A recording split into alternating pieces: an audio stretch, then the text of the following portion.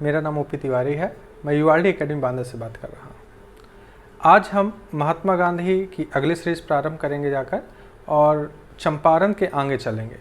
1917 में गांधी का पहला सत्याग्रह हमने चंपारण को समझा। अब हम 1918 के दो आंदोलन और समझने वाले हैं। पहले का नाम है अहमदाबाद का जो टेक्सटाइल मिल मजदूर आंदोलन है वो, और खेड़ा का किसान आंदोलन समझेंगे। तो एक एक करके हम बेटा समझ लेते हैं जाकर।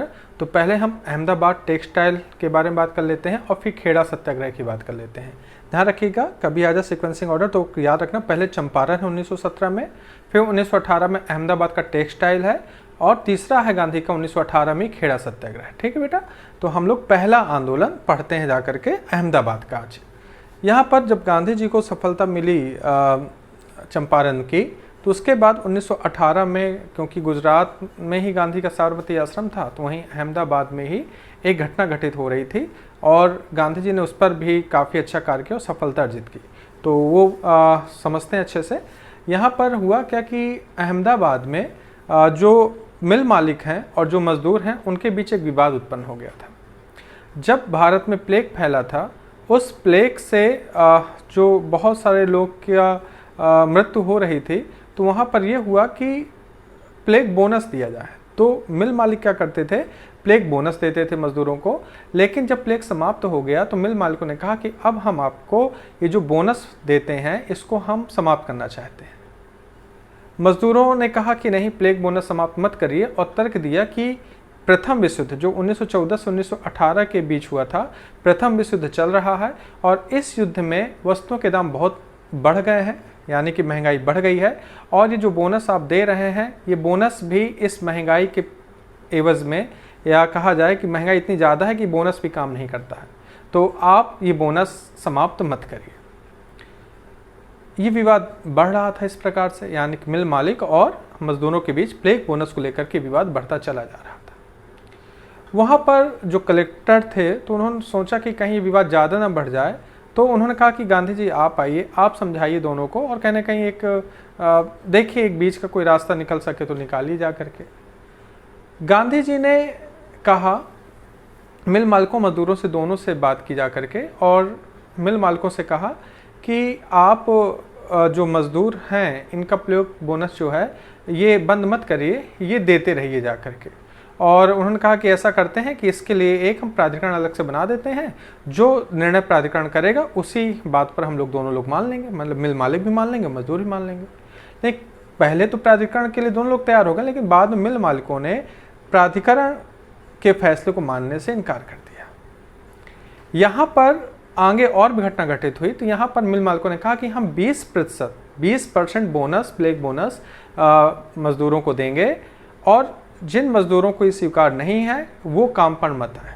मतलब आप सोचिए कि ज़बरदस्ती हो रहा है कि 20% हम देंगे, जो मजदूर 20% पर तैयार हैं काम करने के लिए वो आएँ, और जिनको लगता है 20% कम पड़ता है तो उन्हें काम में आने की ज़रूरत नहीं है। गांधी को ये बात सही नहीं लगी। गांधी ने कहा कि अब मिल मालिक जाति कर रहे हैं, शोषण कर रहे हैं कहीं ना कहीं मजदूरों का जाकर, और ये बात पूरी तरह से गलत है, और मैं यहाँ पर आकर के मजदूरों का अब साथ दूंगा। यहाँ पर ध्यान रखिएगा, यहाँ पर जो मिल मालिक हैं उसमें से एक मिल मालिक अंबालाल साराभाई हैं, जो गांधी के दोस्त भी हैं, और गांधी जी के साबरमती आश्रम को बनाने में बहुत सारा पैसा भी लगाया था अंबालाल साराभाई जी ने। फिर भी गांधी जी ने अपने दोस्त के खिलाफ जाकर मजदूरों का साथ दिया और कहा कि नहीं, मिल मालिक गलत कर रहे हैं, और यहाँ पर हम लोग जो भी जांच करेंगे, जो भी परखेंगे, उस बात पर जो अब निष्कर्ष निकलेगा उस पर हम आगे बात करेंगे। गांधी ने सब कुछ बात की, देखा परखा, महंगाई कितनी है, कितने की आवश्यकता है पैसों की मजदूरों को, तो ये बाद में निर्णय लिया कि मिल मालिक 35% बोनस दे मजदूरों को, तब तो ठीक है। अगर 35% बोनस नहीं दे रहे हैं तो मैं कहीं ना कहीं हड़ताल हमें करना पड़ेगा। उन्होंने आह्वान किया, साबरमती में आश्रम के किनारे साबरमती में बुलाया जाता था मजदूरों को, लगा था गांधी जी मीटिंग करते थे और कहते थे कि आप हड़ताल करिए, आपको काम करने की आवश्यकता नहीं है जब तक मिल मालिक 35% बोनस देने की बात नहीं मान जाते। यहाँ पर अंबालाल साराभाई जो मिल मालिक हैं, उनकी बहन अनसुईया बेन है, इसमें गांधी के में का साथ देती हैं। अनसुईया बेन गांधी के आंदोलन का साथ देती हैं। यहाँ पर बातें आगे चल रही हैं, जाकर के बातें निकल रही हैं। और लगातार क्योंकि गांधी जी बात कर ही रहे थे कि नहीं हमें हड़ताल करना है, हमें काम नहीं करना। पहले तो काफ़ी मजदूरों की संख्या होती, लेकिन धीरे धीरे समय के साथ मजदूरों की संख्या भी कम होती चली जा रही थी। गांधी ने कहा कि अगर मजदूर की स्थिति इतनी दयनीय हो रही है कि वो उनको भूखे मरने की स्थिति पे आ गई है, तो मैं भी भूख हड़ताल करूंगा। ये गांधी जी का भारत में पहला भूख हड़ताल का अनशन था। गांधी ने कहा कि मुझे भी भूखा रहना पड़ेगा, क्योंकि अगर मजदूर भूखा है तो मैं भी भूखा रहूंगा। गांधी जी ने भूख हड़ताल प्रारंभ कर दी। गांधी जब भूख हड़ताल प्रारंभ की तो जो मिल मालिक थे उनको ये ठीक नहीं लगा। उनको लगा कि नहीं, गांधी जी इतना करते हैं हम सब के लिए, ये सही नहीं है, हमारी वजह से गांधी जी भूख हड़ताल करें। तो उन्होंने, सारे मिल मालिकों ने गांधी जी की 35% बोनस, जो प्लेग बोनस है, की बात को स्वीकार कर लिया। यानी कि अब मजदूरों को प्लेग बोनस के रूप में 35% मिलेगा। इस प्रकार से गांधी का ये अहमदाबाद टेक्सटाइल आंदोलन भी सफल होता है। गांधी जी का एक तीसरा आंदोलन पढ़ने वाले हैं 1918 का, खेड़ा सत्याग्रह।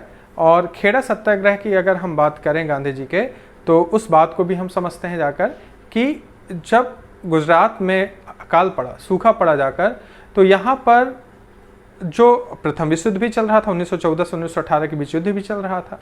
युद्ध में बहुत सारा राजस्व वसूला जा रहा था भारतीय किसानों से जाकर के। तो यहाँ पर कहीं ना कहीं स्थिति बड़ा भयावह रूप लेती जा रही थी। सूखा पड़ गया, युद्ध चल रहा है, अंग्रेज लगातार लगान की मांग कर रहे हैं जाकर के, और किसानों के पास इतना पैसा नहीं है कि वो राजस्व दे सके। ये बात गांधी जी को पता चली। गांधी जी ने देखा जाकर, ये गांधी का पहला अवज्ञा है, ध्यान रखिएगा। मैंने आपको बोला था पहली बार भूख हड़ताल गांधी जी ने अहमदाबाद टेक्सटाइल में किया था, और गांधी ने पहली बार अवज्ञा जो की है वो खेड़ा सत्याग्रह में की है। गांधी को जब ये बात पता चली तो गांधी जी ने सर्वेंट ऑफ इंडिया सोसाइटी के सदस्य और विठल भाई के साथ मिलकर के एक सर्वे किया और जांच पड़ताल की, और ये पाया कि भू संहिता ये कहती है कि अगर किसी वर्ष कुल उत्पादन का अगर 1/4 उत्पादन नहीं हो पा रहा है तो उस वर्ष का लगान या राजस्व माफ कर देना चाहिए। और वाकई गांधी को जब पूरा रिसर्च किया तो उन्होंने देखा कि उस साल का उत्पादन कुल उत्पादन के 1/4 से कम था। तो गांधी ने कहा कि बिल्कुल लगान माफ होना चाहिए। लेकिन कहीं ना कहीं अंग्रेज जो हैं वो लगान माफ नहीं कर रहे थे जाकर। तो गांधी ने कहा कि नहीं, हम चाहे छोटा किसान हो, चाहे मध्यम हो, चाहे बड़ा किसान हो, कोई लगान नहीं देगा, कोई भी लगान नहीं देगा, कोई भी राजस्व नहीं देगा, हम इसकी अवज्ञा करते हैं। क्योंकि भू संहिता अगर कहती है कि हमारा लगान माफ होना चाहिए तो वो होना चाहिए। गांधी जी ने जब ये बात की कि नहीं, हमें लगान देना ही नहीं है, उन्होंने समझाया भी कि अगर बड़े किसान अगर लगान दे देते हैं तो ये छोटे किसानों पर भी दबाव बनाएंगे अंग्रेज लोग। ये बात जब अंग्रेजों को पता चली तो उन्होंने कहा कि नहीं, हमें तो लगान लेना ही लेना है, और हम जो भी है इनके जानवर हैं ये ले जाएंगे जाकर, जो भी इनके पास जितना भी उगाया है वो हमें चाहिए। इस प्रकार से लगातार शोषण बढ़ता जा रहा था। लेकिन गांधी जी भी लगातार अपनी बात पर अड़े हुए थे कि नहीं, हम लगान नहीं देंगे चाहे जो हो जाए। और इस खेड़ा सत्याग्रह में गुजरात सभा ने सबसे महत्वपूर्ण भूमिका निभाई, और इस वर्ष गुजरात सभा के अध्यक्ष खुद महात्मा गांधी थे। अंत में आंदोलन बढ़ता जा रहा था। गांधी जी के आंदोलन वैसे भी लगातार काफ़ी समय लेते हैं, और लगातार सब समय लेते हैं तो ऊर्जा लोगों की कम हो जाती है। तो यहाँ भी कुछ ऊर्जा कम हुई, और यहाँ पर लेकिन गांधी को अंदर अंदर ये पता चला कि अंग्रेज ये बात मान गए हैं। गांधी जी ने कहा था कि अगर अंग्रेज ये बात मान जाएं कि राजस्व माफ़ कर देंगे तो जो किसान लगान देने चाहते हैं, यानी कि जो बड़े किसान हैं जो लगान देने में सक्षम हैं, वो लगान दे देंगे, गांधी ने कहा था। तो उनको पता चला कि गांधी की इस बात को मान लिया गया है, यानी कि अंग्रेजों ने इस बात को स्वीकार कर लिया है कि गरीबों से, जो गरीब किसान हैं उनसे लगान नहीं लिया जाएगा, लेकिन जो सक्षम किसान हैं, जो अमीर किसान हैं, जो लगान दे सकते हैं, उनसे लगान लिया जाएगा। ये सारी की सारी बातें यहाँ पर गांधी जी को समझ में आ गई, और गांधी जी ने फिर गांधी का ये आंदोलन सफल हो गया। इस प्रकार से गांधी जी का सत्याग्रह के तीनों आंदोलन अगर देखा जाए, 1917 का चंपारण, 1918 का चंपारण ध्यान रखिएगा जहाँ पहली बार सत्याग्रह का प्रयोग किया, 1918 का अहमदाबाद टेक्सटाइल जिसमें पहली बार भूख हड़ताल गांधी ने की, और 1918 का खेड़ा सत्याग्रह जिसमें पहली बार गांधी ने अवज्ञा का रास्ता अपनाया। ये तीनों आंदोलन सफल हुए, और यहाँ पर गांधी जी को काफ़ी ख्याति प्राप्त हुई। गांधी जी को एक चीज़ समझ में आ गई कि भारत के लोगों को किस पर एकजुट करना है। आंदोलन में किस प्रकार से कुछ कमियां आती हैं उनको किस प्रकार से दूर किया जा सकता है, और लोगों को एक जुझारू संघर्ष के लिए तैयार किया जा सकता है, लोगों के अंदर राष्ट्रवाद भरा जा सकता है। और अगर हम सब लोग एकत्र हो जाएं तो निश्चित है कि अंग्रेजों से कहीं ना कहीं मुकाबला किया जा सकता है और अंग्रेजों को कहीं ना कहीं हराया भी जा सकता है, और अपनी जो बात है बात जो अंग्रेज नहीं मानते हैं उनको सत्याग्रह के माध्यम से मनवाया भी जा सकता है। ये कहीं सारी की सारी बातें आज मैंने की। तो गांधी जी का हम ये आंदोलन हमने तीनों पढ़ा, और हम अगला एक आंदोलन पढ़ेंगे रॉलेट एक्ट, उसको समझेंगे आगे चल करके। और अच्छे से पढ़िए, ध्यान से पढ़िए जा करके। ओके, बाय, थैंक यू, धन्यवाद।